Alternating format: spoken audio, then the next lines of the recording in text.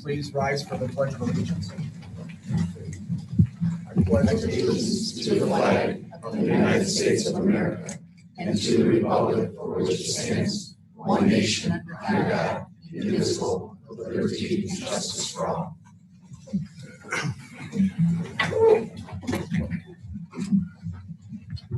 Will the clerk take the roll? Bob? Here. Alicia? Here. Mary? Here. Steve? Present. Ellen? Here. Next, we have, is Assistant Chief Huppert here tonight? There he is. He's out in the audience. Okay. John, could you step forward?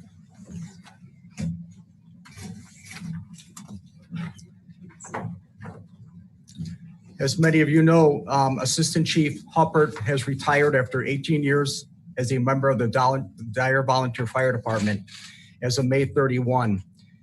John has served the Dyer community since 2003 in the following capacities: Assistant Chief, Training Officer, Incident Commander, member of the Lake County Hazmat Team, and member of the Lake County Local Emergency Planning Committee. John, we just want to thank you for your service to the town. We appreciate it. And I think Chief Stutler has a plaque for you. Thank you. You're welcome. First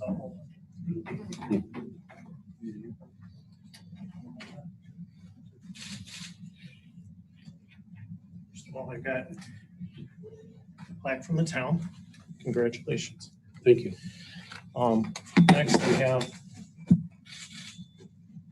this from the members of the fire department. Congratulations. Thank you. And lastly, as the firefighters in the room know, this is the last thing we lose at a fire. It protects us, it identifies us, and it's steeped in tradition. So with that, I'd like to present you with your Assistant Chief's helmet with the helmet on. And thank you for all your years of service and dedication and friendship. Congratulations.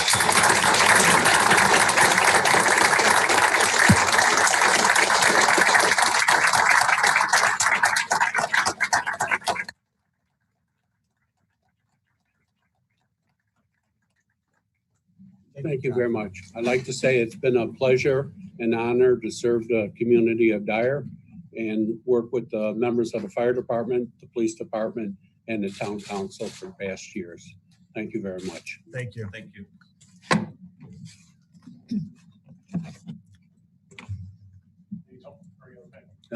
Thank you. Next, I have Chief Stutler. Chief Stutler has served the town of Dyer Volunteer Fire Department since 1987. He has served the department in every capacity. He has served as chief from 1996 to 2001 and 2005 to 2021.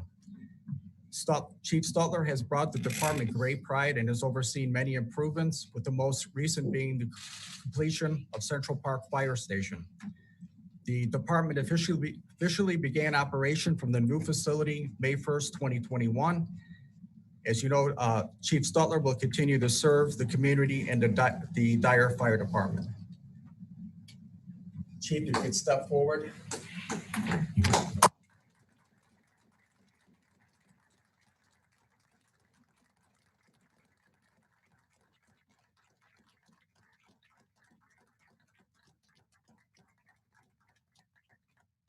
I just want to say thank you for this. It's been my privilege to be fire chief for a long time. And I will continue to serve the citizens in the town, keep everyone safe. The new chief has offered me a position as an assistant chief, which I've accepted, so you can't get rid of me that fast. Thank you.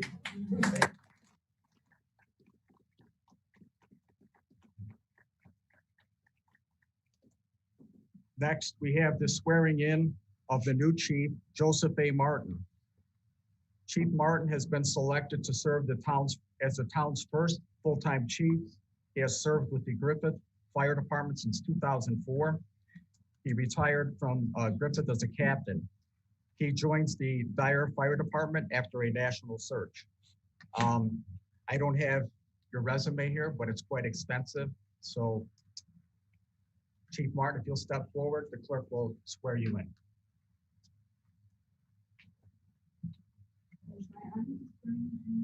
I'm fire chief. Raise your right hand. I, Joseph Martin, upon my own, do solemnly swear that I will support the Constitution of the United States and the Constitution of the State of Indiana, that I will faithfully, honestly, and impartially discharge all my duties as a full-time fire chief, town of Dyer, Indiana, so help me God.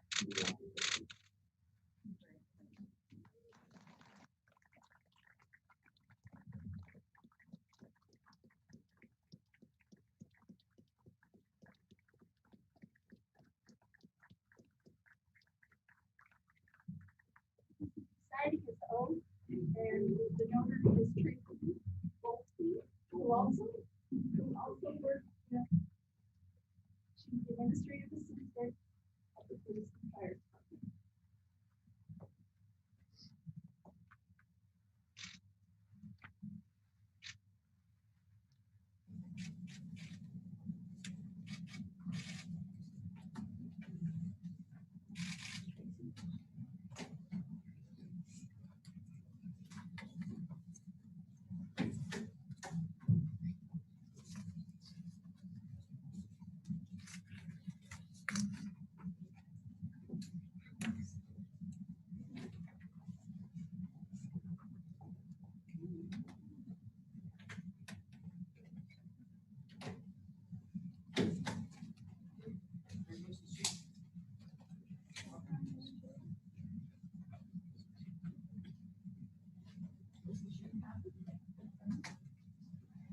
Okay, thank you. Appreciate it. Good job.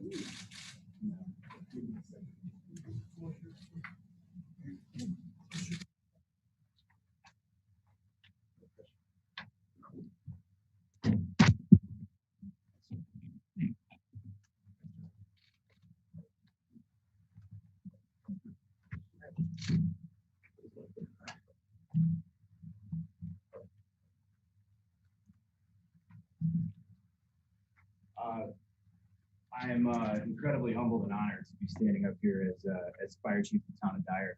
It's not a position I take lightly whatsoever. I know I'm coming in new to this town and new to this department, but trust me, my experience, my knowledge I gained in the fire service and everything I've done in the fire service has always been about my people and the people that I serve. I promise you 100% it will be the same exact way in the town of Dyer. Already writing grants, already preparing. So let's get this started on Monday. The future is very, very bright. We're gonna honor the past, as the sign in front of me says, and I look forward to working with every single member of the Dyer Fire Department, getting to know everybody in the community, And I've never been this nervous going to a burning building. So let's get started on Monday. So thank you very much. And thank you to the council for having me. So thank you, everyone.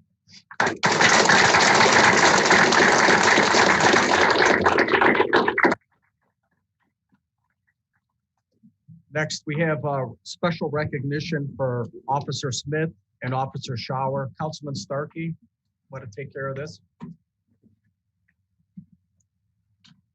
You want to come on up?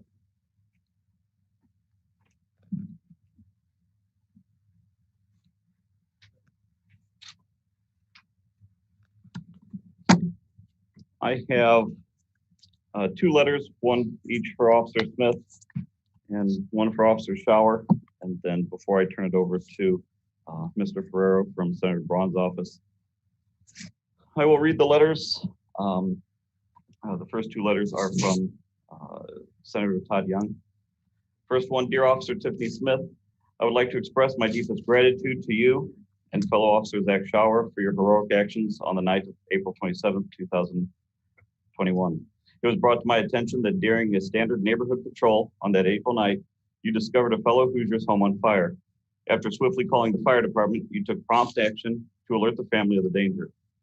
Your rapid response saved their lives and minimized the damage to their home, averting what could have been a horribly tragic night.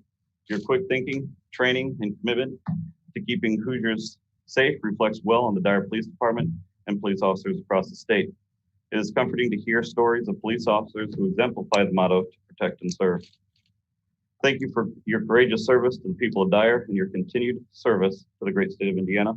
In service, Todd Young, United States Senate. That. Dear Officer Zach Schauer, I would like to express my gratitude, my deepest gratitude to you and fellow Officer Tiffany Smith for your heroic actions on the night of April 27th, 2021. It was brought to my attention that during a standard neighborhood patrol on that April night, you were called by Officer Smith to a fellow Hoosier's home that was on fire. After swiftly calling in the fire department, you took prompt action to assist Officer Smith in alerting the family of danger. Your rapid response saved their lives and minimized the damage to their home, averting what could have been a horribly tragic night. Your quick thinking, training, and commitment to keeping Hoosiers safe reflects well on the Dyer Police Department and police officers across the state. It is comforting to hear of stories of police officers who exemplify the motto to serve and protect. Thank you for your courageous service to the people of Dyer and for your continued service to the great state of Indiana. In service, Todd Young, U.S. Senator. There you go, sir. That. And I would like to introduce Tony Ferrero from Senator Mike Braun's office. Thank you, council. Thank you, departments, and thank you, fire department, for the final act of today's ceremony. I have a letter from Senator Mike Braun. Dear friends, I'm writing to join you in recognizing Officers Tiffany Smith and Jack Schauer for their conspicuous and meritorious service to the community. These great public safety officers represent what is best about their profession and honor our state with their important work. On April 27th of this year, Officer Smith demonstrated every quality we can aspire to see in law enforcement. Brave resolve in the face of uncertain danger, skillful display of her extensive training and experience, and concern for her fellow citizens. In coordination with Officer Smith, Officer Schauer as well risked life and limb to help evacuate the family and prevent loss of life. To their quick action and devotion to duty goes our thanks on behalf of Hoosiers everywhere. The citizens of Dyer can truly sleep well knowing they have such dedicated and heroic public servants in their community. Now more than ever, law enforcement and public safety officers must be celebrated for their courage and heroism. Actions like those of Officer Smith and Schauer are truly remarkable and demand to be recognized. Thank you for inviting me to help congratulate them. As one of the United States Senators for Indiana, I am proud to recognize and honor them as well as all in the profession that put themselves in harm's way for their community. Please accept my warmest regards and best wishes for the future. It is an honor to serve you in the United States Senate. In service, Senator Mike Braun. Officer.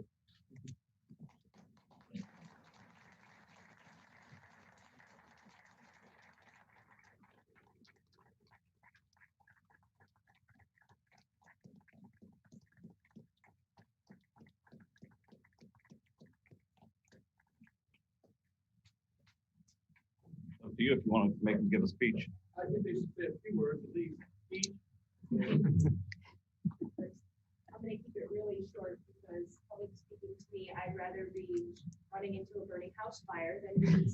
So, I appreciate everything, that we've been recognized for. I said I went into the profession to make a difference, and, that night I did. And I'm so thankful that Officer Schauer was so close by to help me out with that. It was a surreal night, and, Roy said, God works through you in mysterious ways, and that night he put me in the right place at the right time. So, thank you.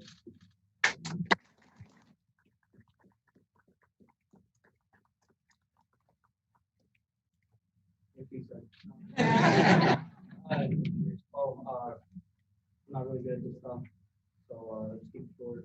Just gonna wing it. It's gonna come from the heart. So, this is by far my greatest accomplishment that I've gotten in my career, and I just want to thank everybody for being here. Officer Smith, without you being where you at that night, who knows what the outcome would have been.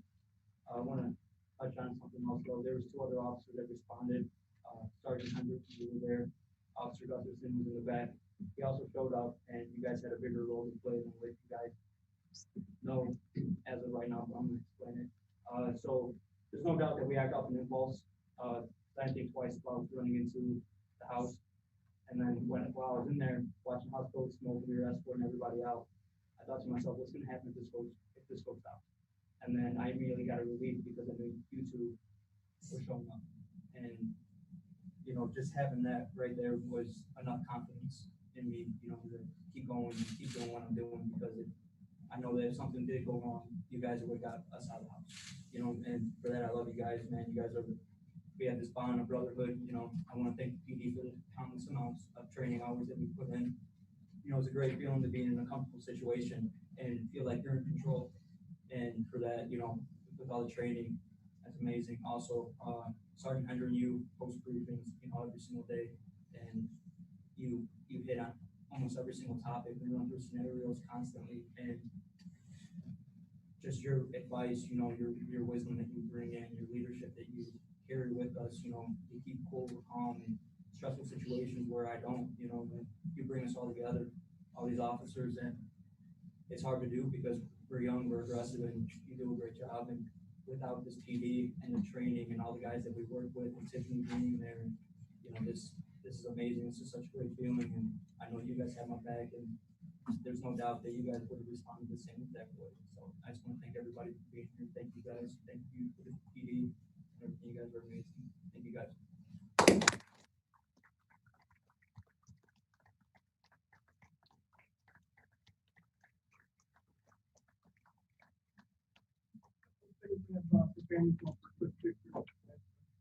That's okay.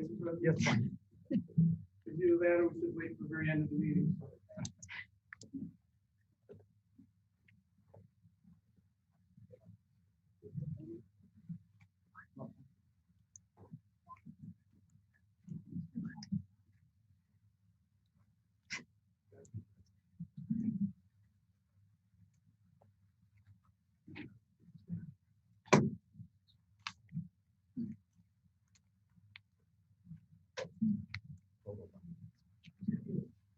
One, two, three. Thank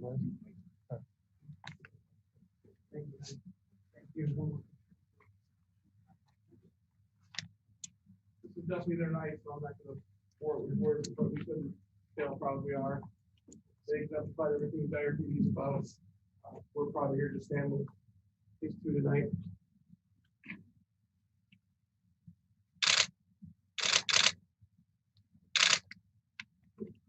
One thing that Officer Smith has taught us to do is we can no longer say brotherhood, we also have to say sisterhood. I'm constantly correcting myself around the station. I'm one of the guys, you don't have to, but don't say sister not to. Thank you. Good job.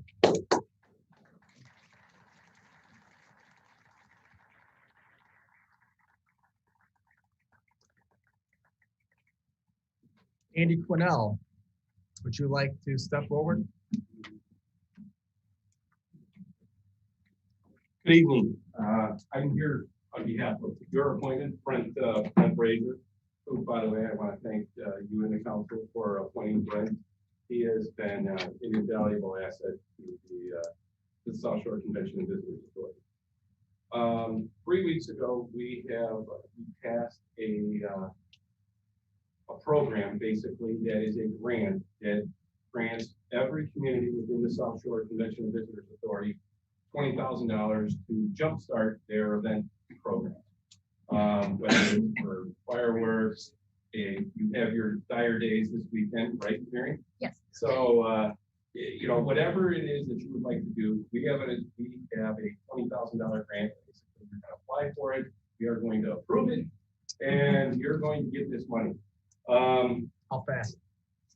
If you do it before next Thursday, we will get you a check by Monday the 21st. How's that? That sounds good. We actually were the beneficiary of a grant that came from the government that I hate to say it this way, but we didn't need it. We took some measures, some austerity measures that helped us conserve our resources.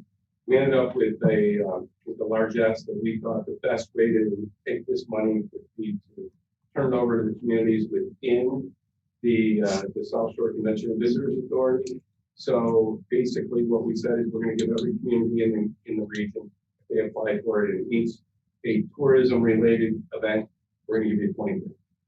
So, and by the way, you guys should be very proud because Brent Brazier, who is your appointment, him and Matt Schubert, who is the East Chicago appointment, who is actually also the president of Hard Rock Casino, this is the brainchild of those two. So you guys, you know, congratulations to you guys for that, because not only are you guys benefiting from this, but the 15 other communities within the South Shore is benefiting from it as well, because you guys came up with this.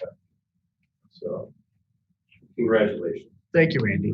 Thank you. Good news. So that's really my report. If you guys have any other questions? Yes, Mary. Sorry, Councilman.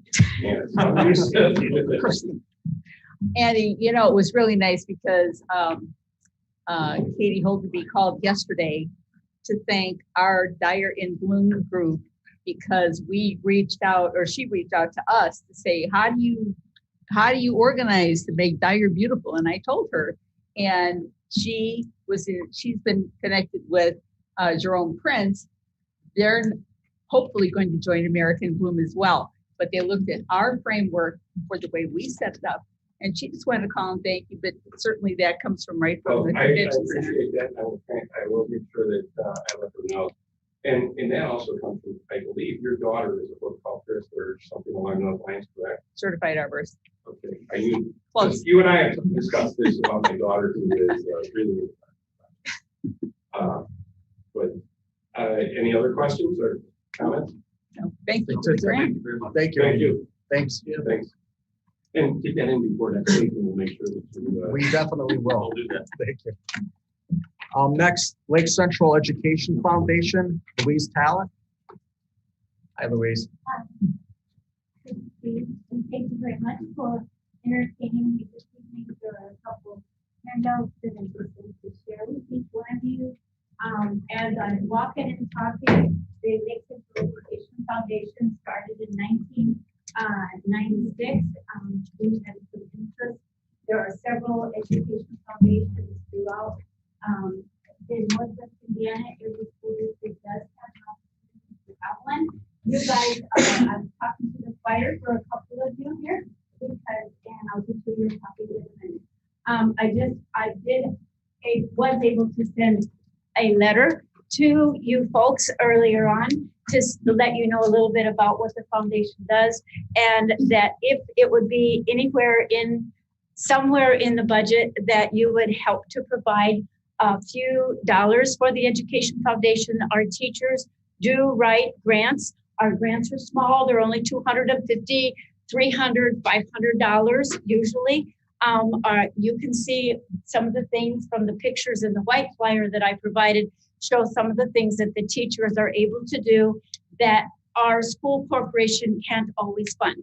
And I know that there's a big budget in Indiana for education, However, I mean to tell you, when teachers go the extra mile, Ms. Tanis, you did that. You received grants from the Lake Central Education Foundation, and the students are the ones that benefit, and that's why we are there. I have a full president. Her name is Sue Schweitzer. We also work very closely with our secretary, Joanna Erickson, and then we have a treasurer, Mike Seljan, who serves a lot, and our grants chairman and vice president is Melody Wolf. We work very hard to go through the grant process. It's done with a rubric, and teachers will write something special that goes above and beyond the normal curriculum. And that is how we're able to provide these for the teachers. They do receive their grants at the at the Lake Central School Board meeting, so they do get recognition because it is an extra. Even with COVID this year, we had teachers writing grants. In the yellow folder, we have this one. One of the ways that the Tri-Town area, Dyer, Cherville, and St. John supports the foundation is through the license plate program. I just want to thank any of you that have purchased these license plates, because our foundation, the Lake Central Education Foundation, receives the most money of all of the foundations in Northwest Indiana. So thank you for that. And again, thank you so much for a very full agenda that you would entertain my request. Thank you so much. Thank you, Louise. Last announcement, we have a public hearing July 8th, 6 p.m. for the water rate tracker increase ordinance. Do we have any citizen input tonight? Any questions or comments? Please step forward, state your name and address. Michael Miller, I live at 2208 Hart Street. I was just wondering if there's any updates on the Hart Street ditch project. I've been told that you guys are supposed to be buying our houses, but I've actually gotten nothing. I mean, nobody's told me anything. That's right. It should be soon. Should be soon, that's all. Yeah, you'll get there's notices that have to go out, there's title work that has to be done. There's a lot of hoops to jump through, but it's going and you should get your notice. All right, I guess that's all I need to know. Yeah, the last I heard at Stormwater was we're working on title search and appraisals. Yes. Once that process is over, then it will come to you with an offer. All right. And we're hoping to get it wrapped up this summer. All right. Thank you very much. Thank you. Any other questions or comments? Next, we have the consent agenda. I need a motion to accept the consent agenda, which includes the minutes of the May 27th, 2021 special town council meeting, claims totaling $657,264.61, and resolution 2021-22, transfer of funds. I'll make that motion that we accept the consent agenda as presented. Do I have a second? Second. Any discussion? Hearing none, will the clerk take the roll? Bob, Aye. Alicia, Mary, Steve, Aye. Alan, Aye. Motion carries 5-0. Next, we have reports. Town council, Councilman Kramer. Thank you. First, I'd like to say moments like this that we're also very proud of all the officers, the fire department, public works, everybody who puts in the time and effort, time away from their family to help out the town of Dyer. That's what makes it really great. Second one was, sometimes there's individuals who go behind the scenes and clean up and rearrange and did a lot of extra work. Make sure tonight went very well. That person was Councilman Starkey, so I think we ought to recognize him. We owe him a thank you for coming in on his own time. He made extra space. He attempted to get everyone in order, and I asked him for privilege if I could sit in his spot so Councilman Myers and myself could read the proclamation. He graciously let me sit here, so I want to say thank you. And get a chance to thank you for organizing tonight. You did a great job. So, Councilman, you want me to say? Okay. A proclamation recognizing June 2021 is Pride Month. Whereas the town of Dyer Indiana is a friendly, welcoming community that celebrates and promotes diversity and inclusion, that supports a healthy, safe, and supportive environment for everyone.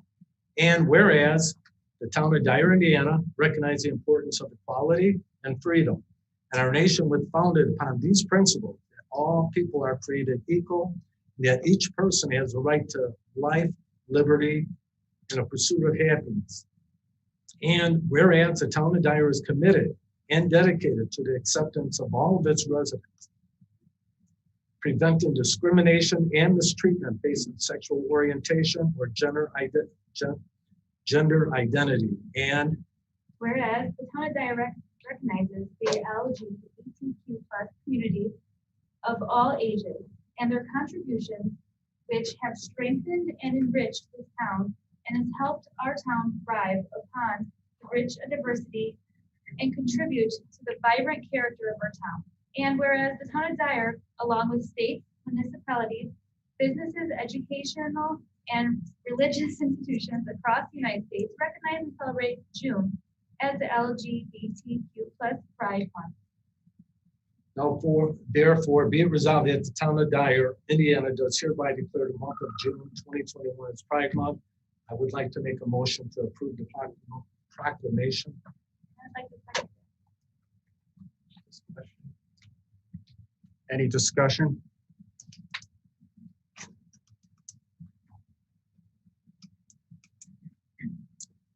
I'll call the roll. Bob? Aye. Alicia? Aye. Mary? Aye. Steve? Aye. Alan? No. Councilman Starkey, do you have anything to report? Not at this time. Councilman Tanis? I do. I want to thank Mrs. Talon for coming in and talking to us about the Lake Central Education Foundation. And if you look around, we have a lot of graduates from Lake Central in this room. We had the group that just left too. There are many of them. And we want to thank people like Louise, because she's really working hard to make sure that the teachers have enough supplies and equipment and grants through the grant program. And it really is good to see you. So thank you very much. Also want to thank all the workers for Summerfest. They've been working a couple of days out in the field at Pheasant Hills Park, and they're doing a great job. Just want to thank them because they're going to have a long weekend, a long warm weekend, but we want to thank them too. So thank you. Thank you. I also want to thank the park department and the police department. Last night was the bike parade. That was an awesome family event. There was, I think, 75 kids out there. The bike patrol was out there. Kids had a blast. Officer Kissinger was there with Colt. So it was a really great event. And I thank the park department and the police for being there. Next, clerk treasurer's report. Yes, I have a couple things. Thank you, Louise, for doing your due diligence on the foundation. I sat there from 1997 to 2007. Plus, I was on the Munster one because that was the first one. And Martha and I came over to help create it in Lake Central. So thank you for keeping up on that. I'd also like to give a shout out to the Lake Central softball team. They're this weekend. They are playing for state. So good luck to the ladies. Thank you. And hope they have a good time while they're playing. I also have for the K9 funds, somebody just overpaid on their water bill, so they just said to put it towards a K9 for $9. And I get that accepted. I'll make a motion that we accept the donation as presented. A second. Bob? Aye. Alicia? Aye. Mary? Aye. Steve? Aye. Alan? Aye. That's all I have. Thank you. Thank you. Next, town manager. Well, the only thing, just two things to report. We'll also be having on the 8th a public hearing for the Preservation Committee in addition to the waterways. And I think Adam and I are working on a public hearing for regarding the acquisition of properties. Yes. So we'll have three of those hearings going on. John Phipps from Nice and I have been talking, and we have working with the suppliers. You know, we have 2 large contracts for the water department coming out, and it involves the purchase of a specialized piping called C905. It's about 11,000 feet of piping, and we're going to be buying it directly from the manufacturers and the supplier. That will freeze our pipe price during the length of the contract. It will then also take out some of the overhead cost of the contractor. It's about almost $900,000 worth of piping is that problem. So we're working on that. The utility board will actually handle it. It'll be classified as what we call a special purpose purchase rather. And I'll give Adam the material so we can lay it out into a thing. This is the piping that we specified. So everybody would be bidding on the same pipe. So this is a financial move. And that's really about all I have. All right, thank you. Town attorney. Just a couple items. First, as Tom mentioned, we're coordinating all the property acquisitions, so they all get brought up in a single public hearing, which should be on July 8th. The other thing I have is concerns the Hammond rate litigation, but I see that it's its own line item. So I could give it to you now, or we could have it then. Go ahead. All right, yeah. So we finally reached Hammond and the 5 municipalities finally reached an agreement as to what the final terms will be for the settlement. It doesn't change any of the numbers. All it does is change some of the terms as to contingencies and things of that sort. We should have a final draft ready for signature in the next week or so. Thank you. Boards and commissions. Frank, Utility Board. Yeah, continue to make good progress this month on the water, sand, and utilities. On our 2020 bond issue projects, generational projects, and the town manager indicated some progress in regards to pipe. That contract bid will be on June 18th. It was bid this week for the supply, the replacement supply line, as well as the new supply line from Munster.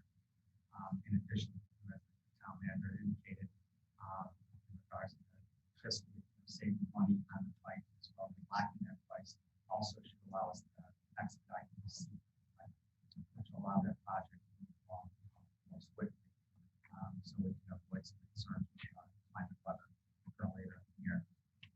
The other projects that are part of that, emergency interconnect 77, the Cherville, as well as the redundant distribution line and improvements at the booster station.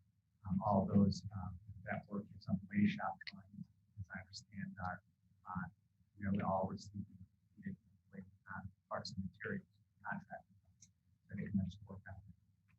Also, what's going to be the next contract with hydrants and valves are currently being looked at, and putting together packages regarding that, which is also, again, one of the projects that included in that package. On our sanitary side, work continues on phosphorus. There's actually construction out there. Jeff, Public Works Director, collaborate on that. That's continuing, as I understand, on schedule, and everything's working out well in regards to that. So by fall, they'll be operational. And then we've talked in the past about another big project that's on the horizon, called flow mitigation, search flow mitigation project at the treatment plant. And that's unfortunately a relatively expensive project, and that's a needed project. There's some monies that have apparently become available to grant that might help along with some other monies that we have from the public one that can possibly be used to allow that project to come to fruition sooner than later. And of course, with grant money, that last level, especially I believe later on in the year, town manager will be addressing that.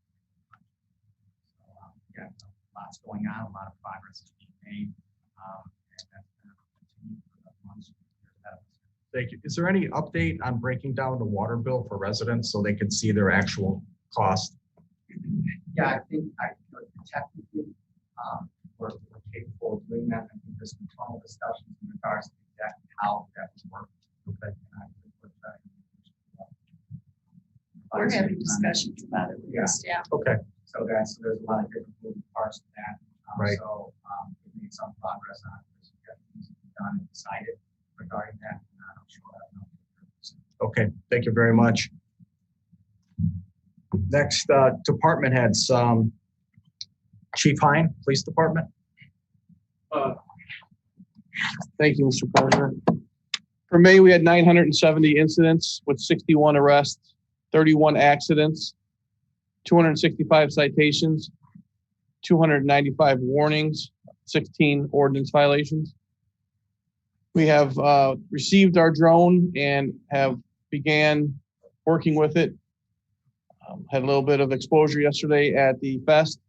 The kids really liked it, but it also gave our operators some experience, which is great. We are hosting a leadership course that 9 of our officers are attending. It's a rather proud moment. Most of this leadership courses were held around Indy, and we asked for us to be a host agency for this first one up here. We have 30 officers from around the region that are attending it. Faith Church has been a very gracious host, and the program is going great. There'll be 2 days this month, 2 days next month, and 2 days the following month. So a total of 6 days for the leadership class. We hope to continue to host it several times throughout the year. Thank you. Chief Stutler, Fire Department. You got my report, just that I was out today with the fire marshal at the fest and everything went well. There's a couple things I have to check on tonight after I leave here and go down there, but looks like we're safe.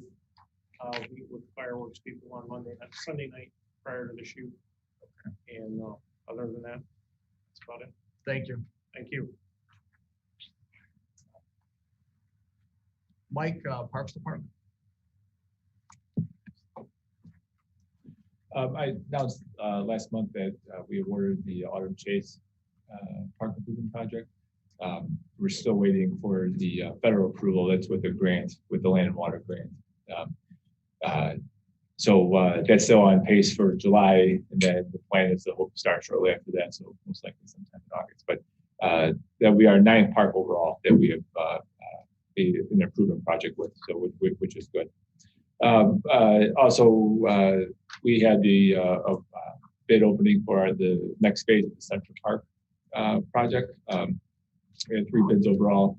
$2.4 million was the lowest bid, which was good overall. So the park board approved their the inner core area as of right now, which that was about a little over 1.3 million overall. So we applied for urban forestry grant with the Indiana IDNR, and which we did get that grant. So we got a $10,000 grant for trees. This is the 3rd one we've gotten. We usually get them. We have to apply every other year. So this is the third consecutive every other year that we received them. So this particular project is going to go into Veterans Park.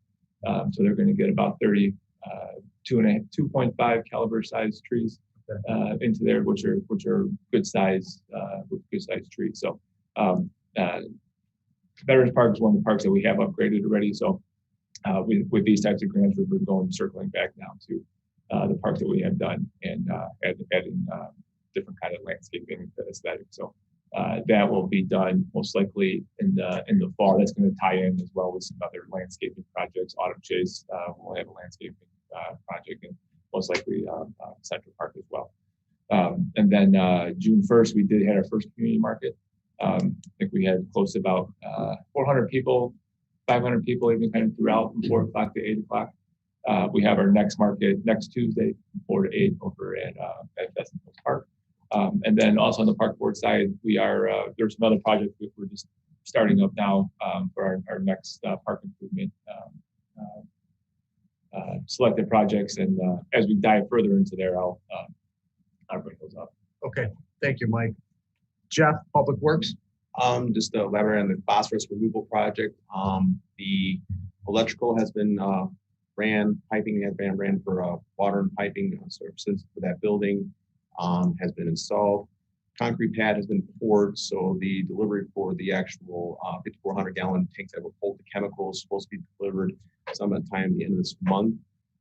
The actual building that actually holds all the controls and the pumps themselves is actually being constructed at this moment, so that should be hopefully done next week or 2. So again, everything's going forward very smoothly. On another note, we're expecting to get our mini excavator tomorrow. So again, that'll help us to handle water main breaks and such in smaller confined areas. So again, we're looking forward to having that piece of equipment. And then there's a few other items under new business that I'll talk about at that time. So Other than that, that's all I have. Okay, thank you. Road projects, Neil? Good evening. Very nice to see everyone up here together. I'll be brief. The 2020-1 Osage and Laurel project is on schedule and proceeding. The 2020-2 resurfacing projects, we're moving forward with Reeve Riley on those, in addition to the Harrison project and the additional streets that we had discussed at the last meeting that came in under budget. And we're working with Tom and Deb to get a PO prepared for those streets. The Hart Street mid-block at generally near Park Manor, we're preparing the required engineering study that I've been working with Adam on. And then we'll have that prepared to submit to work with Jeff to coordinate the installation of that project. The last item, 81st and Sheffield, widening of that turn lane. I talked to the county highway engineer today, and NIPSCO is revising their plans to meet some of the requests of the residents who they're acquiring a right-of-way from. Their attorneys have submitted an offer, they've done the appraisals, but the resident requested a modification. NIPSCO is working on that. So if I could tell you how fast NIPSCO works, I'd be lying to you. For 2 years. Yeah. Right. Unfortunately, yes. So Any questions? Wipes it out. Oh, yeah. To be sure. Thank you, Neil. Thanks so much.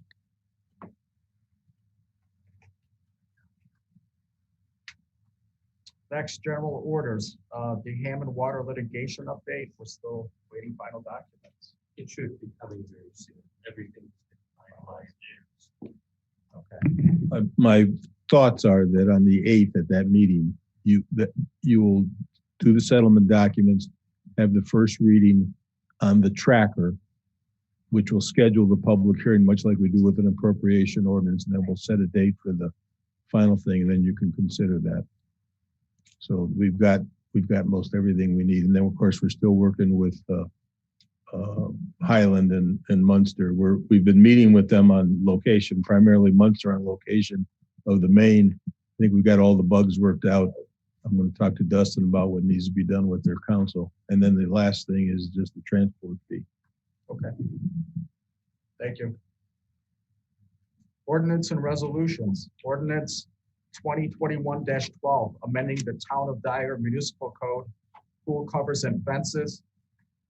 I'll make a motion to approve ordinance number 2021-12 on first reading, allowing certain pool covers in lieu of walls or fencing. Do I have a second? Second. Any discussion? If I may, this is an amendment to the zoning code which requires approval from the planning commission at a properly noticed public hearing first. That was done. The planning commission approved this, I believe it was Monday. So this is properly. Okay. Any other discussion? Will the clerk take the roll? Bob, Aye. Alicia, aye, Mary, Aye. Steve, Aye. Alan. Aye. Motion carries 5-0. Like to make a motion to waive the rules and read it on second reading. Approve and second. Approved. Do I have a second? Second.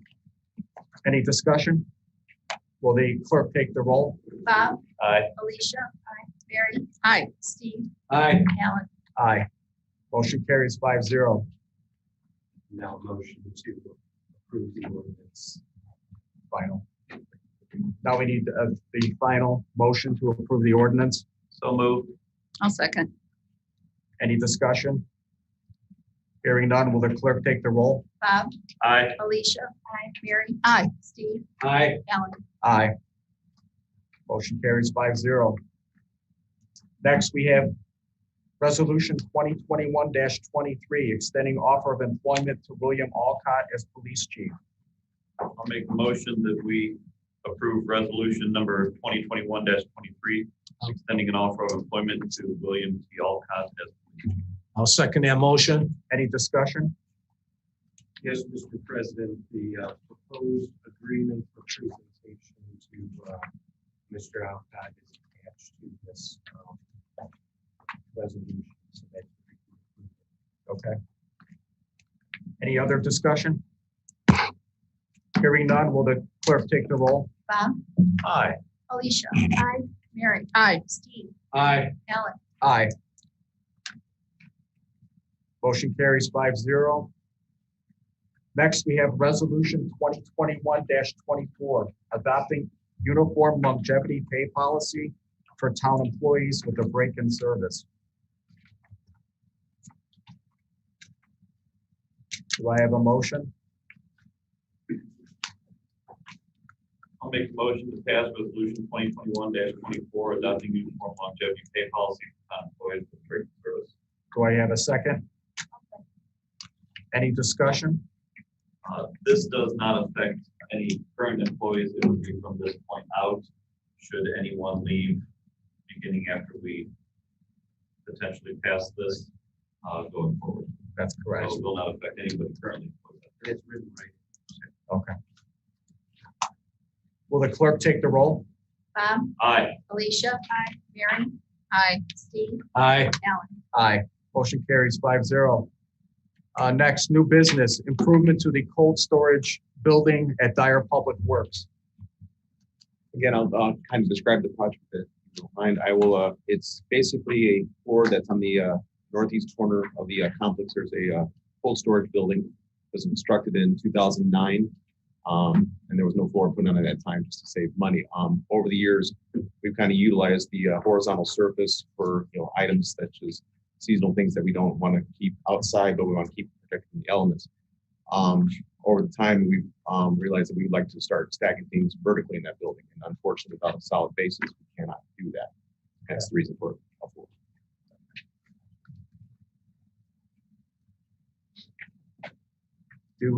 Is there any other discussion?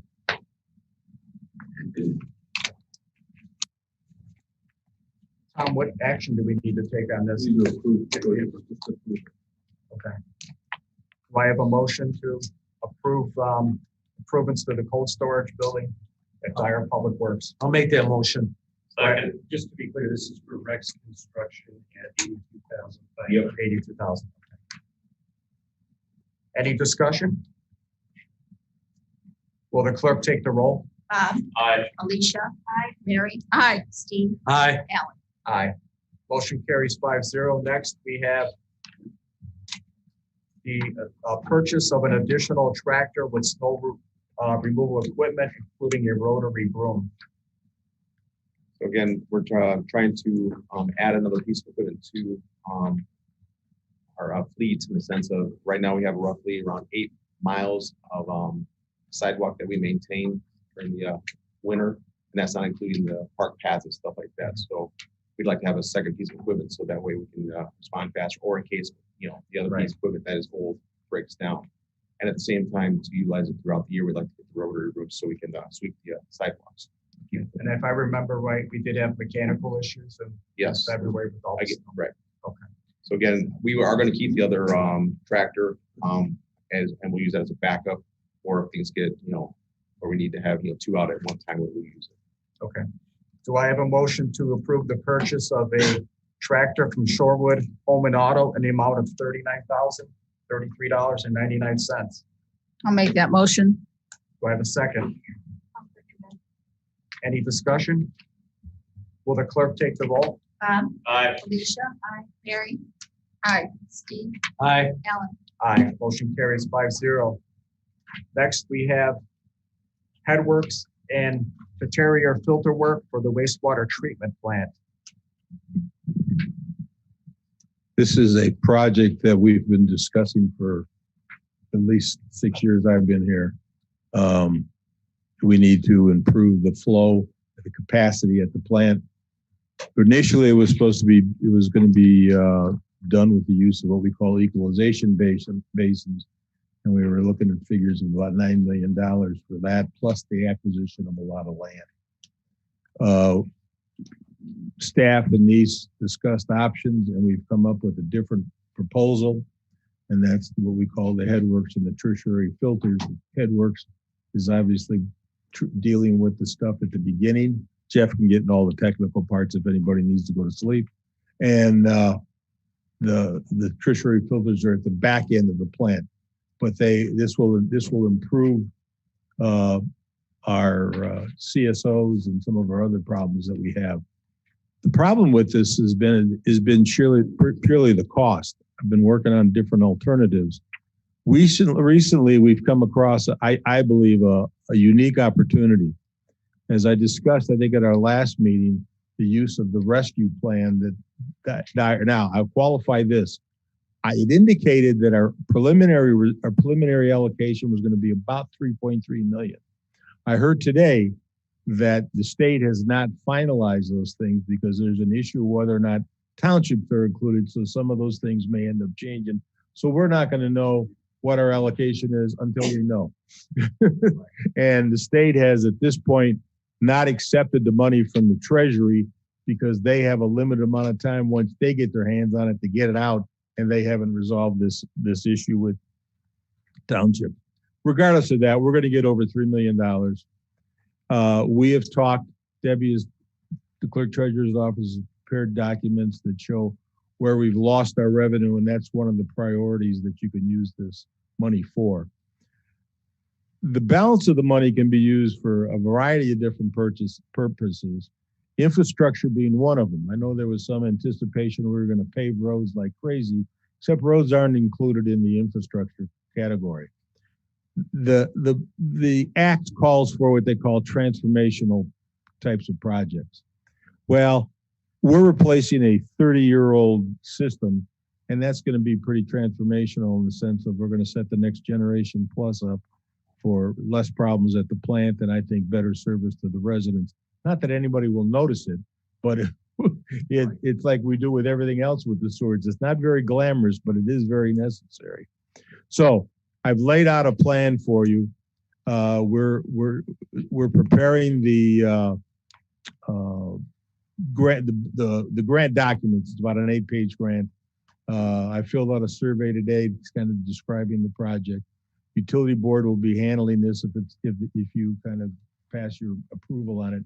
Your role will be to allow us to use the rescue fund money as a local match. The beauty of this whole thing is this grant we're talking about applying for with the state. There's $100 million that the General Assembly put in the budget, plus another $60 million. So there's up to $160 million throughout the whole state to be competitive. So we're going to apply for, we're saying the project's going to be $8 million, including all the soft costs, the engineering and everything else. I described to you in here my original plan for how it would be spent out. We would use 2.8 million after we do the fiscal shortfall. It may be less than that based on how everything racks out, but say 2.5. You would then use, we're going to apply for $4 million from the SWIFT grant, which is 50% of the project. Who knows what we're going to get? And then the local funding is basically going to be to fill in the blanks. Now, what we've talked about is using, we'll be able to use some TIF dollars because this plan obviously serves the TIF district. You can use a portion of that.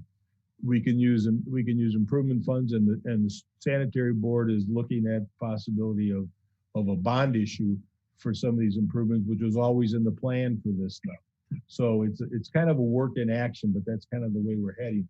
We have to submit this grant by July the 15th, and then we'll get some words. So we'll, but then if we fail on this go around where there isn't enough money, there's another round next year.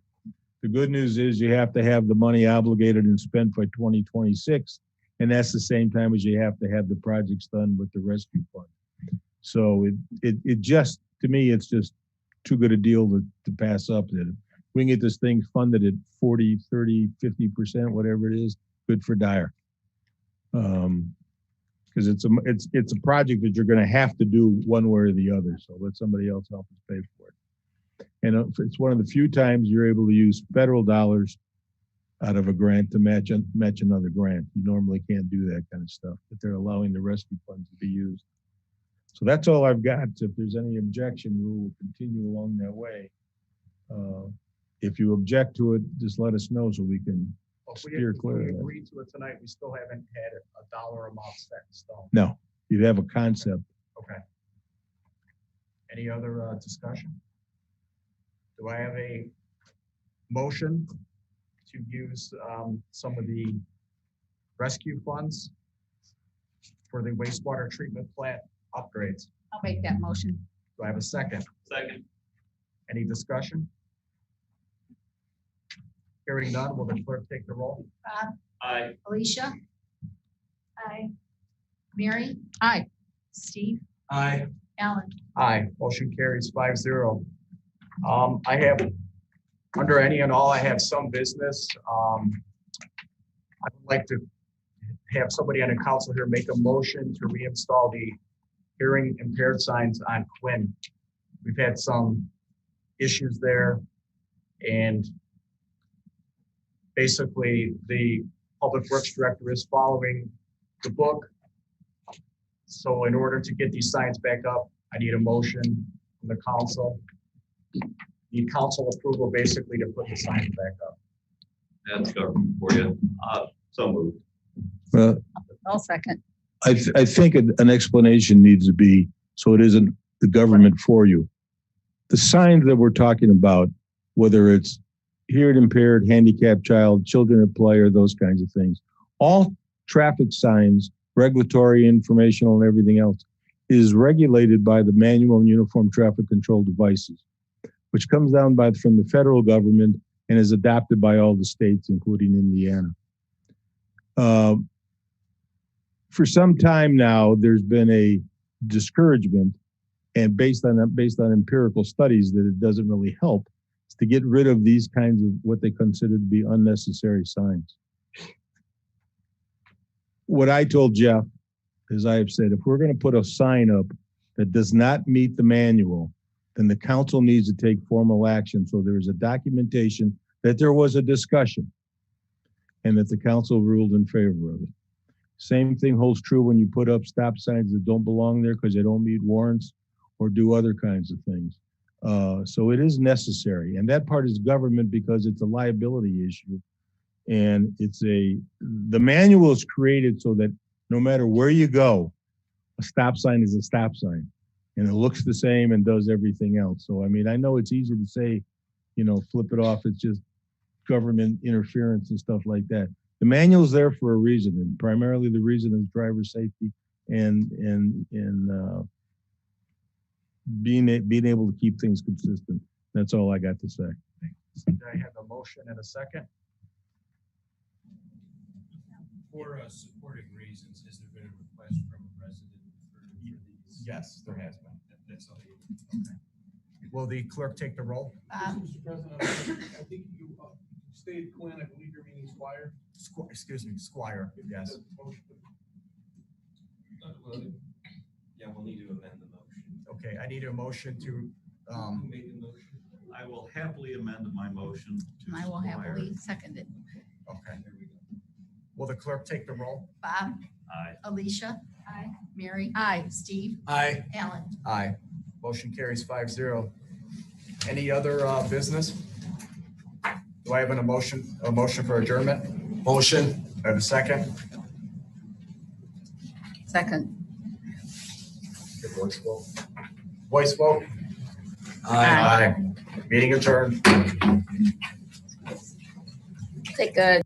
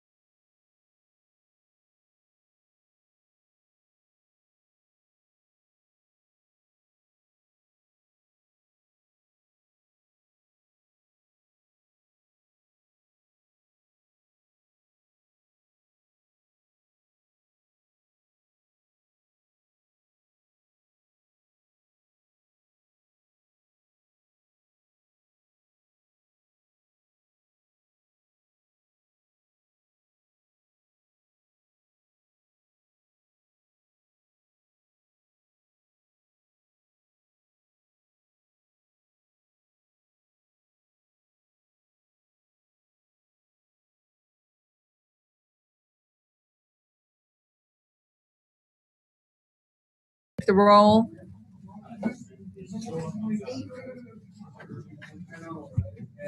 Steve. Here. Alicia. Here. Ellen. Here. Gary. Here. Scott. Here. Thank you. Any citizen input? Thank you for no citizen input. Next, we have the consent agenda, which contains the minutes of the May 13th, 2021 Redevelopment Commission meeting, claims totaling $111,641.22. May I have a motion to approve the consent agenda as presented? So moved. Have a second? Second. All those in favor, we'll have a roll call. Steve. Aye. Alicia. Aye. Ellen. Aye. Bob. Aye. Mary. Hi. First of all, I would like to thank Tom DiGiulio. Dyer is part of Redevelopment Association of Indiana, and I get printouts from them all the time. And it was really nice because we got a printout the other day from Indianapolis, and then I called them on the two things that was cited in there. And it was nice to hear that we're already working on that. Oh, the grant. So that was good. That was the grant that they were talking about. And as well as presenting our TIF information for the folks like Lake Central School Corporation, for the library and so forth. So thank you very much, Tom, for doing that. You were ahead of the game. Next on the agenda, we have demo of Fire Station 2. Notice to proceed is issued. The only thing we're waiting on is for the outside contractor to come and remove the lightning detection system. It's not something that we want to do because it would ruin the warranty. So we've been waiting for them. Everything else, we've taken everything else out of there that we need. The most important thing is we grabbed the generator, got it moved over. I think we got a few wall pack lights that the DPW is going to take care of next week. Is that about all you got, Jeff?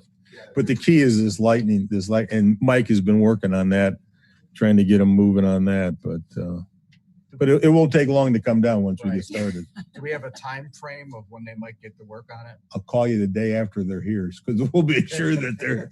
We've been waiting for that time frame since when, Mike? February, January, really. Okay. They moved it to a different sub. Okay. If it had been the company that we worked for in the past, we were pretty comfortable that it happened. Okay. So, but that's all that's hanging it up. Okay. So for the fire station, I was over there and a resident approached me and asked, how do we get a hold of someone in a fire station? None of the doors are marked. There's no bell, no alarms. Other fire stations have a emergency button, sort of a panic button. Some have cameras up there, but all of them have a little sign that says, come here to this door. I think we need something to identify, especially being by the park. If there's an incident, they'll be able to go and know it's your door and a button to push to get their attention for those inside the building. Remember, it's an unmanned station. So let me finish. What you're talking about is something that we can put anywhere, not just on the building. If you're talking about the park, then we ought to take a look at some technology we could put near the ball fields, the concession stand, and those kinds of things. You can put some, but remember, if you go there, the buzz on the door, no one's going to answer unless somebody happens to be there, because it's not a manned station. But there was people there and we're knocking on the doors all the way around. Yeah. And they could not As hear I'm us. telling you, that it's just an unmanned station. The fact that somebody was there, just because I hear what you're saying. I know. I'm saying we can do something, Steve, but just knocking on the door and stuff like that. But we'll take a look at it. Thank you. That's all. Thank you. Next, we have the bid award for Central Park improvements, parking lot and entrance. I am seeking a motion to award the bid to Gary Up Construction in the amount of $1,077,876.78 plus 43% share of the construction observation costs for the construction of Central Park entry and north parking lot for $65,876. Total funding would be from TIF allocation fund number 631, $1,143,752.78. Do I have a motion? I'll make that motion to approve. Do we have a second? I'll second. Do you have any discussion? We are close to $2 million out of redevelopment now for Central Park? Actually, it's more than that because there was money put in prior to that. And it's all been determined that that TIF was going to pay a good chunk of that as a redevelopment thing. So what you're saying, the $2 million is recent money, but there's been other money put in by the park department through TIF before. Well, recently, I think we only had the lights out of the TIF. No, I mean years back. Oh. There was TIF money given to the park department. Right. This, if you read the back memo, this allocation was decided way back when at 19, I think it is. So it's really just holding some things up. But we haven't spent any TIF money out there that the Redevelopment Commission, the Park Board, and the Council haven't talked about. But I think the point that Councilman Starkey brought up was we need to be mindful of the spending that we're doing. Oh, we're way past money. I mean, we've already built this massive house, and now this $3 million is to put a roof on it. We obviously have to pass this to put a roof on it. But every time a resident comes up to me and asks, why don't I have a pickleball court, a splash pad? Why don't we have bike paths and all these things? I'm going to say because the town of Dyer, the Redevelopment Commission, is subsidizing a private organization, and that's the truth. What? We continually go for this ballpark and say we want this grand ballpark because look at what Crown Point has, look at what Schererville has, look what all these other city-level municipalities have. That's not us. The percentage of population of Dyer residents that are going to use this, and we're banking this RDC money on the hopes that we get tournaments in, and hopefully, fingers crossed, they swing through McDonald's on the way out of town. We're spending millions of dollars. I think we're looking at $40,000 for a batting cage. What are they doing now at Northgate? Why are we subsidizing that? These players bring in their own batting cage setups. That's $40,000. I pay $2,500 a year on taxes. So how many years does 509 Northgate have to pay taxes to fund something that for the last 40 years we haven't had to fund? That's $40,000 out of $3 million. And that $3 million is just this. Well, not to mention the last $3 million, not to mention what Tom just said, we've been spending more on this. This is just so absurd. The millions and millions and millions of dollars we're pumping into this because we've got a couple people in town hall, and we've got a couple people on the park board who are just softball nuts. Oh, No, my turn to talk. Okay. Because they're softball nuts, and we are subsidizing. Where's the $40,000 for gaming chairs for people who like to play Xbox? Do we have that? Where's the $40,000 for people who like to build models? Are we opening up Plum Creek Center and putting tables out for crafters to come in? No fee, or if we do, we're going to pay, say, $50 a day or $50 an hour for lights. At that rate, what this council is paid, what this commission is paid for lights, $700,000, we're going to need those lights on 5 hours a day, every single day, 365 days a year for 8.5 years just to cover the capital expense of that. That is absolutely ridiculous. We're wasting so much money. And when residents come to me and ask, why don't I have other amenities in town? I'm going to tell them, call the park department, call town hall, and call all these ball organizations that we're subsidizing. It's amazing to me. Where's this money here? $3.4 million is the engineer's estimate. I get that it came in at 2.4. The 3.4, that's what we spent on infrastructure in town last year. So we know that the town's infrastructure is crap. We've said that. We said I'm dumbfounded that we're spending so much money on this stuff. And you could say it comes out of different pockets. You're not going to spend the park bond money on a road, but at the end of the day, it comes out of the taxpayers' pockets. And the amount of money that we're paying for this ball field is, we have to do something. We have to do something. We have to vote for this because we need a parking lot. What are we going to tell the residents? Hey, we spent $3 million before. God knows how much before that, but now you don't get a parking lot. Not that we have a parking lot now, because evidently it's a storage area. Prime park season, but it's a storage area. So we have to pass this. We've built a very expensive house without a roof, and now we're getting dinged for this. Well, it's Mr. President. I'm good. I think we have a motion in a second. Well, I also have, look, we want a functional baseball facility. We need the parking lot, we need the lights. But then when I look through there and I see $20,000 for a sunscreen over the playground, is that necessary? Well, if you want to protect the children underneath from foul balls, it certainly is. We put the playground somewhere. The playground, well, then it wouldn't be functional for the people using the ball fields. That's the problem we're having. There's other than baseball. What if when the soccer parents come here, we're going to build a soccer facility? Well, let me explain to you the history. Can I? Park board, yes. May I, if I can answer some of the questions for some background? Because it isn't because Tom DiGiulio's here that we have softball fields out there. There were 3 softball fields out there built prior in the mid '80s, before I got here and before 2016. The problem is Mike and I have spent 3 years and lots of money getting those softball fields to function. And we put fences around them. We put lights around them because it was supposed to be a 4th field. The reason the lights are up there is because we want to move girls. So we're not subsidizing girls softball. We're taking away where girls softball is currently playing. Eventually to use Northgate Park to some extent, we're continuing for storm drainage. That's what Northgate Park was designed for, was for storm drainage. And we're trying to make improvements of the Northgate area. Whether you agree or disagree on the expenses or whatever else, I'm just trying to tell you, this is how it all came about. We could have not built those fields there. You're going to build Central Park that's going to be functional for community activities. You don't have another place in town that's as well suited as that's going to be.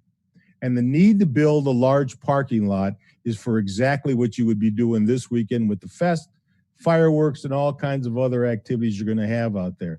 What we're going to do for Dyer soccer, eventually the plan is to move them over to Northgate Park because they want to get rid of having to play all over town.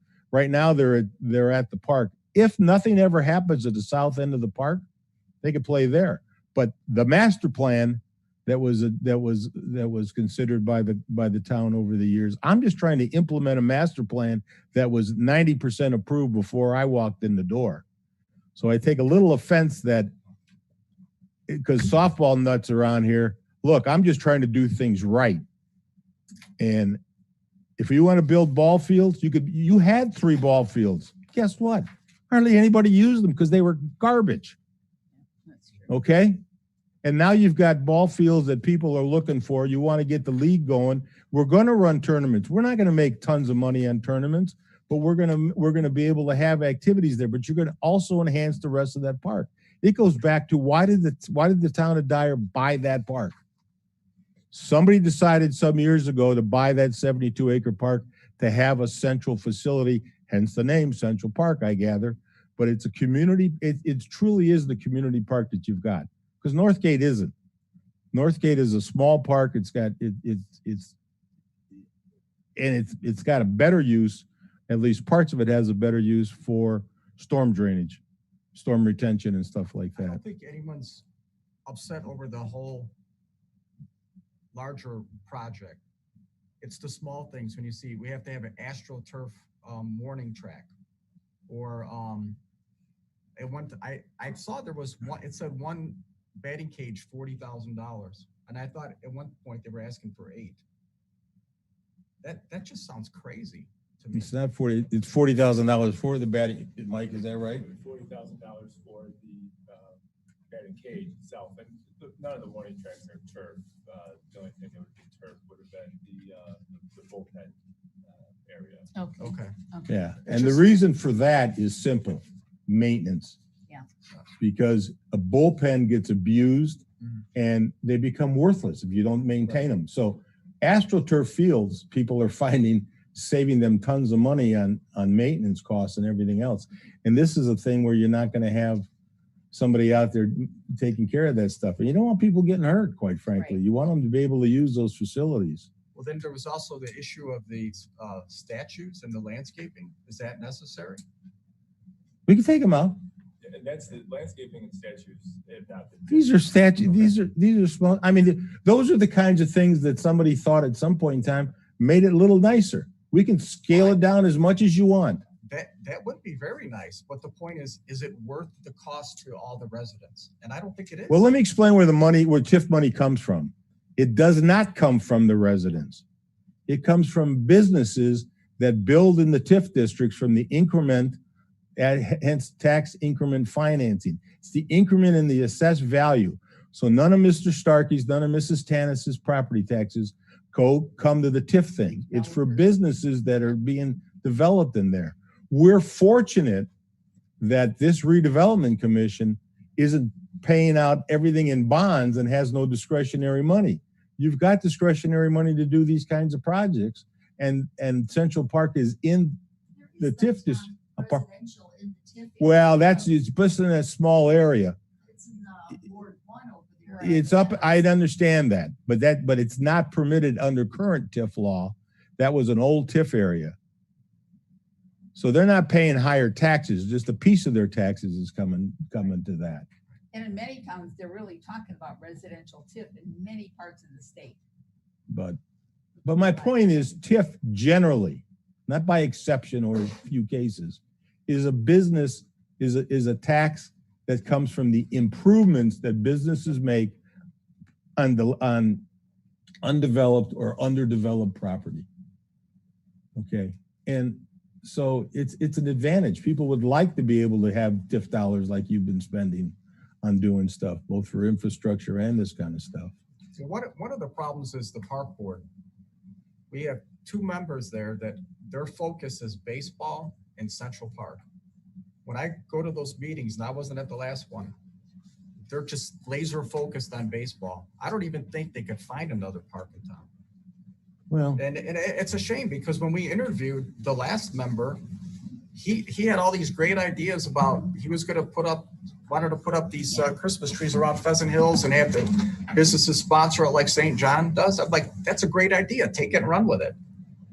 Now all it is baseball, baseball, baseball.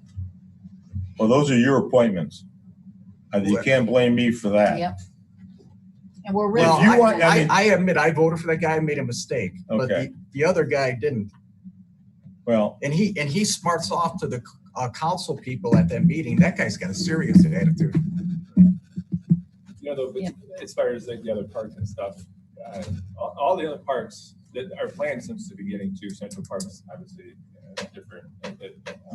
Bigger park, obviously, we haven't talked about, but like I mentioned in the previous meeting, we've had 9 of those other community neighborhood parks, and which is a big deal. And I do think it from a park board side. I mean, that's the thing I have stressed is hitting those parks. We've had a very outdated park system for a long time, starting to finally catch up a little bit with all the added connections and the playgrounds and board plays and stuff, and hitting those individual parks.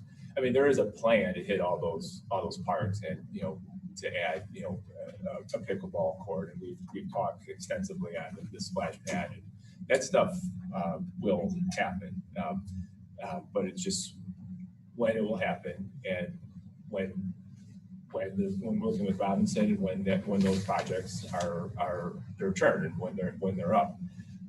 So I mean, I think it's wrong to say that the park board, in the sense, you're only thinking about Central Park, because I mean, I talk to Dave all the time about all the other parks. We've been talking about Central Park a lot more, obviously, because of all the projects and stuff that we have going on. But just, for example, like Autumn Chase that we're just completing, right, with the grant and stuff like that.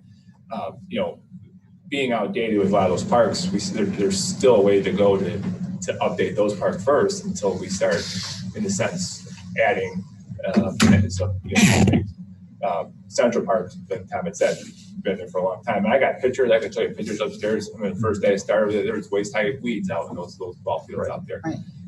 And we went from 0 rentals, 0 hours of people being out there to 200 last year, and we're well above 1,000 even this year. I would have to pull the exact number. So.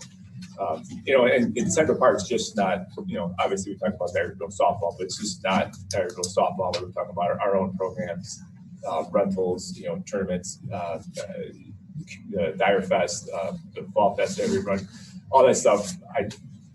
The plan for all those was to go out there as we get further along. So I'd like to have Adam explain why we have a 4-member park board, because it just seems like the vote is always 2 and 2. And that's just not a way to do things. I was asked to look into this, and it seemed odd to me coming in. Then I read the park board statutes, and it provides for a 4-member board. And if you want, you can add a 5th and a 6th member, but they have to be appointed from either the school board or the library board or both. So if you wanted a tie-breaking vote, essentially, you'd have to cede control of the board to an outside organization. That's just the way our legislature set it up. I can't say that's the best way to do it, but that's the way it is. But the state also allows, at the council's discretion, to disband a park board, and they'll have those duties taken over by the council. And you lose your bonding capacity, I believe. I don't think you do. And do you recall that? Well, that's the whole reason the park board. What you can do is appoint a park board that the council, you have council members as, right, and they double it. Much It's like still the a RDC. separate park board, but you don't lose the bonding capacity. Yeah, you just RDC the board. Exactly. That's the problem there now. We have a new member, so we have a 2-2 board. Right. And there's 2 guys there that give no respect to that president. And that's happened in the past. And it's almost like she says one thing, goes in one ear, out the other. Yeah. It's a shame. We have a motion and a second to for the bid award on Central Park improvements in parking lot and entrance. We had discussion, and we have a roll call, please. Yes, Steve. Aye. Alicia. Aye. Ellen. Aye. Doug. No. Gary. Aye. Next, we have 2021 additional streets resurfacing. You recall at the last meeting, the council awarded their share. This is simply your share. Yes. Need a motion to award the quote for resurfacing of North Winds Drive from Route 30 to Fairview and Calumet Avenue TIF allocation area in the amount of $30,585.75. So moved. I'll second the motion. Do we have any discussion? Roll call, please. Steve. Aye. Alicia. Aye. Ellen. Aye. Doug. Aye. Gary. Aye.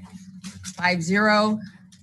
Next, we have Resolution 2021-01, determining the need to capture our favorite incremental assessed valuation for the annual TIF report and letters to overlapping districts.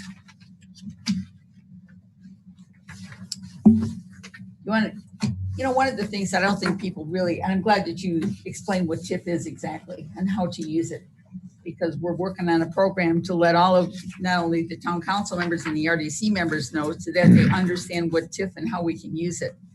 So we need to adopt the RDC resolution 2021-01 to determine that Town of Dyer Redevelopment Commission intends to capture 100% of the incremental assessed valuation in the town of Dyer TIF areas and authorize the staff to notify all overlapping tax districts. So moved. Have a second? Second. Any discussion? Roll call, please. Steve. Aye. Alicia. Aye. Ellen. Aye. Doug. Aye. Gary. Aye. Any and all?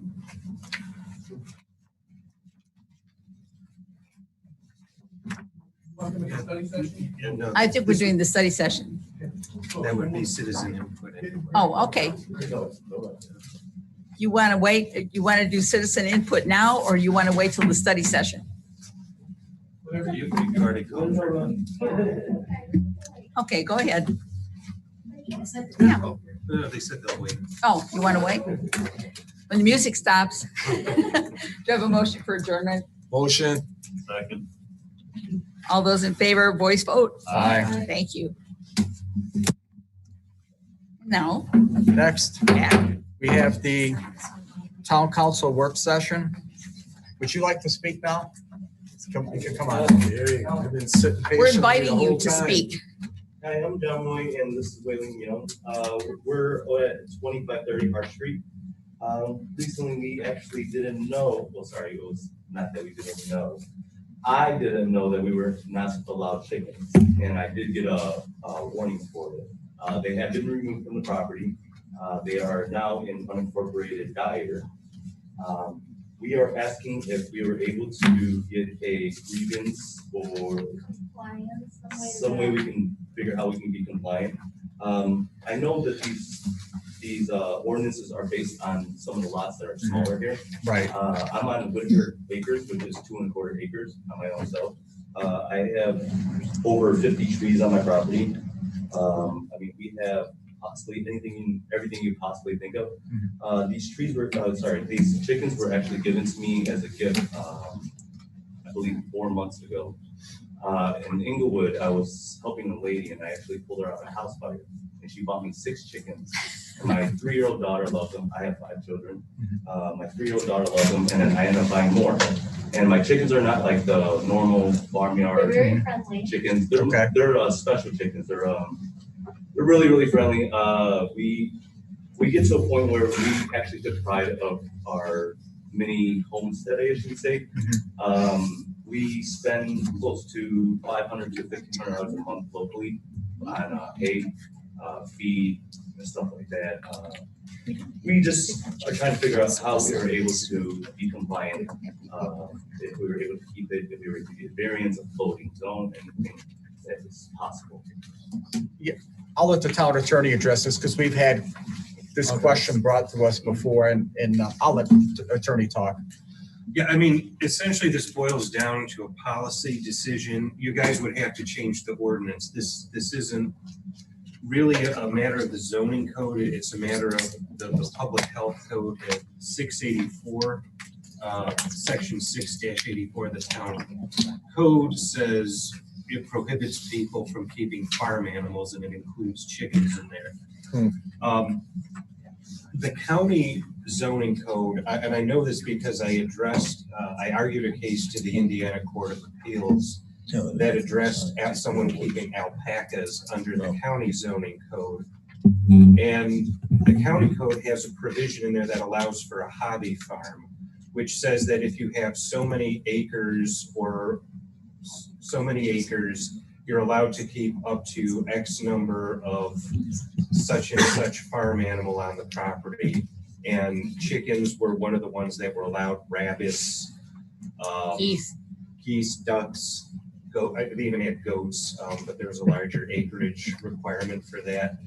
I know chicken raising in Chicago has been a growing trend.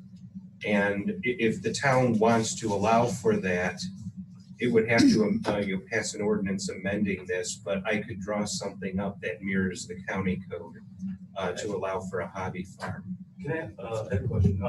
Now, are these ordinances based on quarter acres on like 95% of Dyer who own only a quarter acre or less? Well, yeah, this particular ordinance I'm referring to said that it had restrictions. You couldn't keep a hobby farm if you lived in an area with so many, quarter acre lots.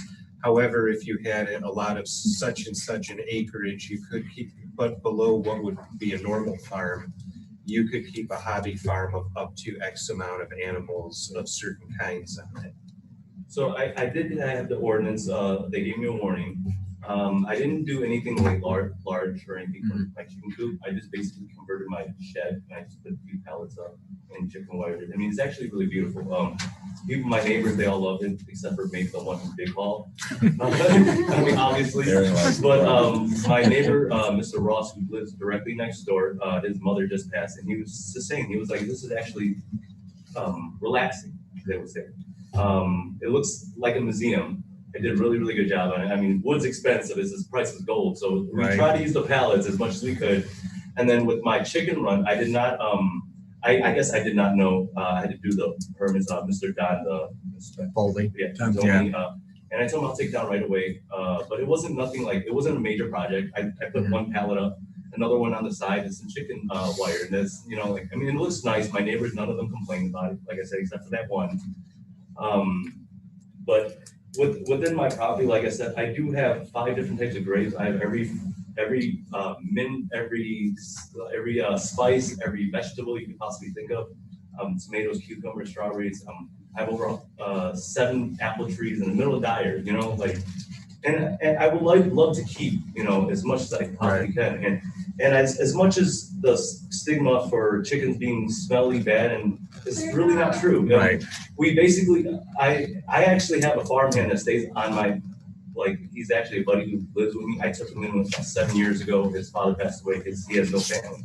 But he's a farmhand. He works really well. We regularly clean it every day. We turn it. I have my daughter.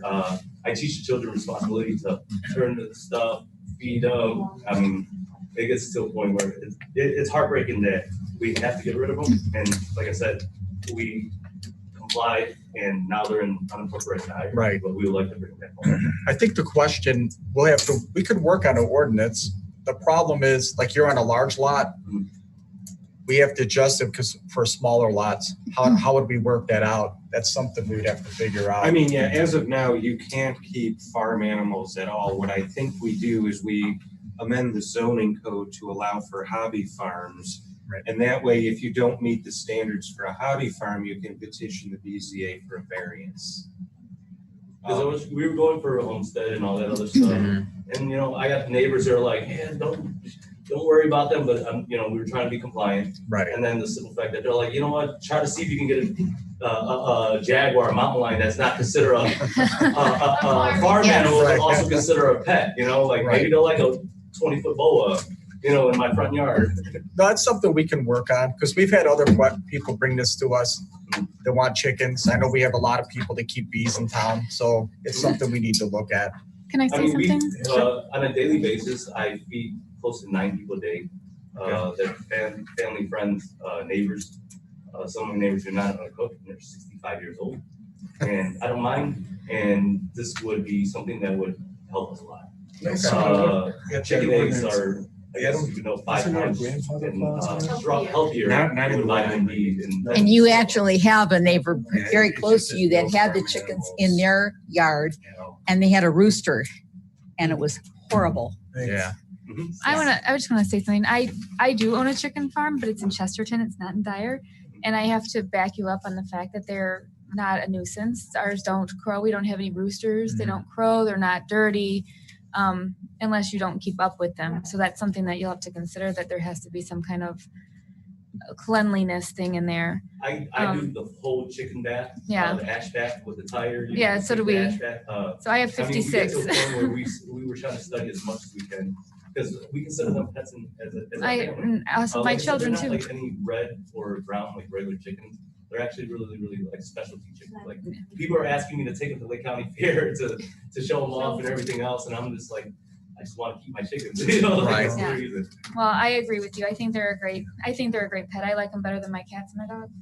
And I understand the fact that they, you know, my neighbors asked me to, you know, get a Freedom of Information Act on complaints on complaints on dogs, barkings, and all that other stuff. And I guarantee you, they should receive the chickens' complaints. I hope we're successful, because I have about 2 acres in Dyer too, and that would be a great way to start. I had a giant garden and everything else, and I'm getting fresh eggs from somebody. With 56 chickens. Delicious. I really appreciate it. So, and that's one of the best things. And at least you know where you're getting your stuff from, and the fact that you know what you're feeding your chickens that they're bringing back. But you know, not only the chickens are only good just as pets and you know for the eggs, but they're great for the gardens. They're great to till gardens. The compost that we use to compost. My compost, I put it 1 acre away from the home. We have a large compost. We turn it almost every day. We make sure we planted peonies next to the compost to draw cans to. I mean, we got to a point where we were trying to get everything down pat. And like I said, if we are able to, like you said, get a variance, or if you guys do change the code, we would be great. Yeah, we'll look at it. It's give us some time, because it's pretty difficult with lot sizes. We'll have to figure things out. And there's a procedure. Yeah. This has to go before the Plan Commission first, which meets on the first Monday of every month. So you just missed for June. And then it gets, if they approve it, then it goes before the town council. So he gave me 14 days, I believe, or it's either 7 or 14 days, but we got rid of them as soon as, we had to. I mean, I had to deal with almost 48 hours of straight crying. My 3-year-old's had a heart attack.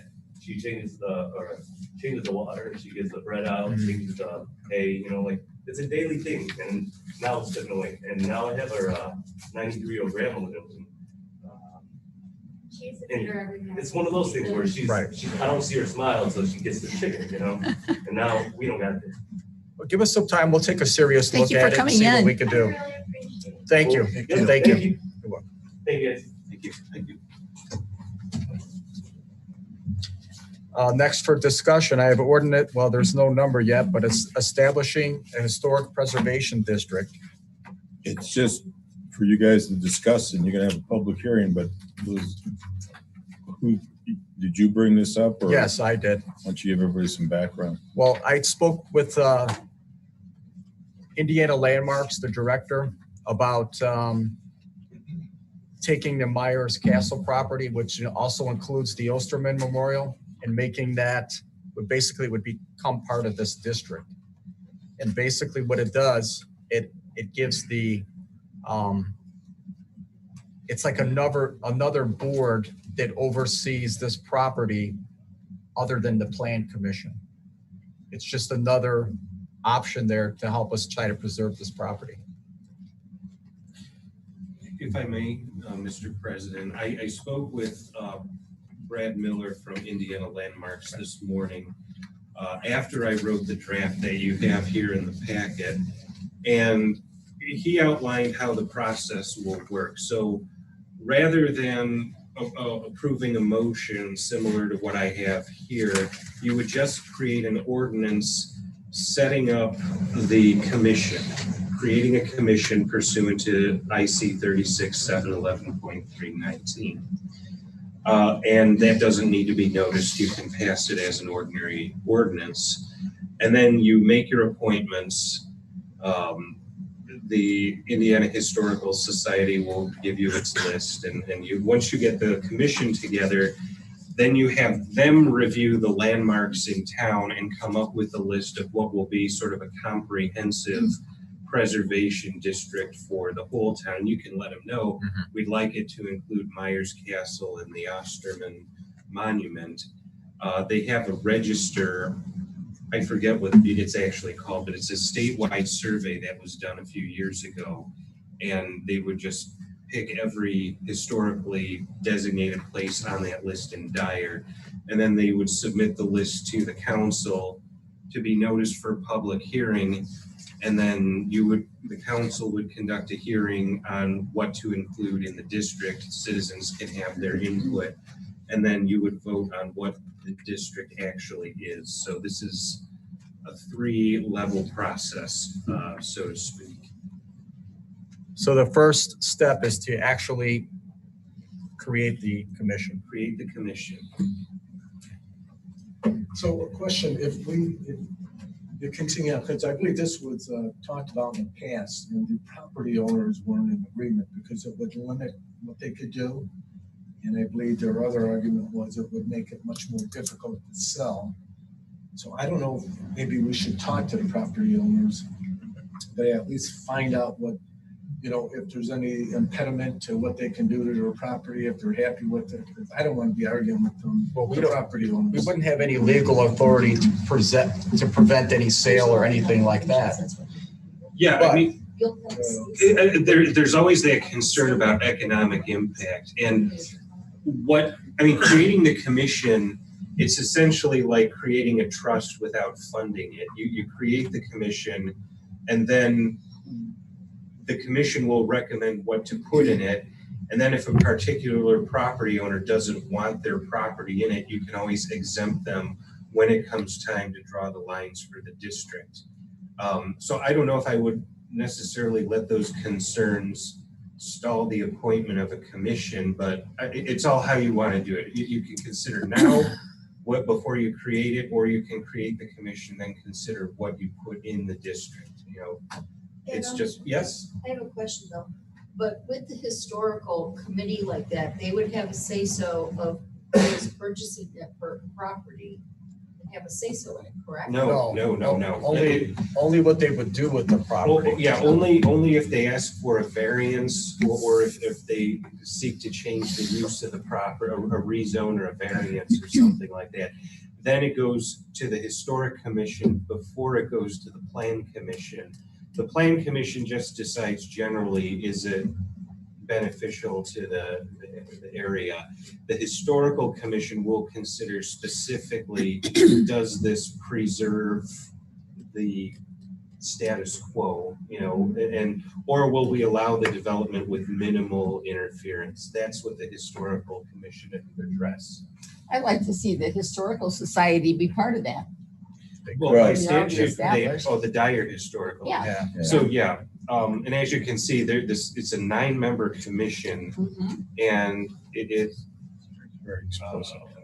composed of the executives, so the town council president, and then the council appoints an architect, a professional city planner, a landscape architect, a civil engineer, and then 2 owners and occupants in the district are appointed. And then the Indiana Historical Society nominates 4 names and the council picks 2. So it's a very specific composition of who's on it. And when the council makes its appointment, it can draw from members of the Dyer Historical Society. That's one place that American Bloom judges, when they come here, they always wanted to go up to see Myers Castle because they had read so much about it. And just the fact that there's so many different varieties of flowers up there. So. And we do know, I think it was 1.5 years, 2 years ago, their attorney was here asking about a sand mining permit. Yeah. So, and Attorney Ensman told them, you have to apply to the town, but we never heard back from them. So that's because we discouraged them to the point of, right. They wanted to strip the mine, they wanted to strip the land down below. Which, that property's got some serious obstacles ahead of it. Whether it's got the commission or not, it's got some issues that, and now I'm not talking about down by 30. Right. I'm talking about the facility itself. There's structural issues. There's some structural issues. There's some public safety issues. When you talk to people about this property, most of them don't know it's there. Exactly. And the current owners, they just put a for sale sign in front of the property. They don't advertise it. You need to advertise it nationwide. Somebody would buy that. I just think that, I know Indiana Landmark said if we establish this commission, they would also advertise that property because they work with a lot of architects, historians around the country. I just think it would be a good thing. I'd hate to see that property disappear. I'd like to see it get started. Yeah, well, that property has other issues too. I looked at the title history of it, and there's reasons people aren't jumping to buy it. But I'll leave it at that. Yeah. I'm just hoping you guys let me have chickens and goats and I'll buy the property. Bob's goat. Can you do that?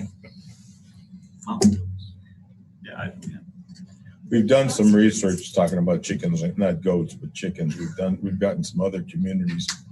Some communities, I think Griffith is one of them. If your neighbors agree, you have a certain size lot, neighbors agree, some kind of stuff like that. As the gentleman said, he had one neighbor who, it's all it takes. And the problem is, I agreed, I moved out, somebody else moves in, they're not so much in favor. How do we handle it? Yeah, the enforcement side is also difficult. I hope you guys keep us in mind of it. Ordinances aren't written for people to keep their properties clean and keep their chickens clean. It's for the ones that disregard that ordinance. If you have 2 acres, you gotta be very careful that you make them put it on the back portion, because you could have a 2-acre lot but still be right next to someone's house. Right. If you have a skinny long lot or vice versa. There's a lot to be considered. I know code enforcement had shut a couple of these down in the past couple of weeks. And, they've all been relocated that I know of. So is there any interest in creating this commission? I think we should. Adam, is there any modifications we need to do to the ordinance other than we don't have to have a public hearing?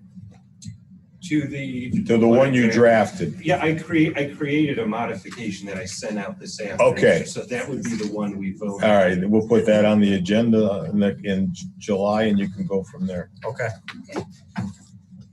Any other, we already discussed the sign on Squire. Any other comments or discussion? Meeting adjourned. Thank you.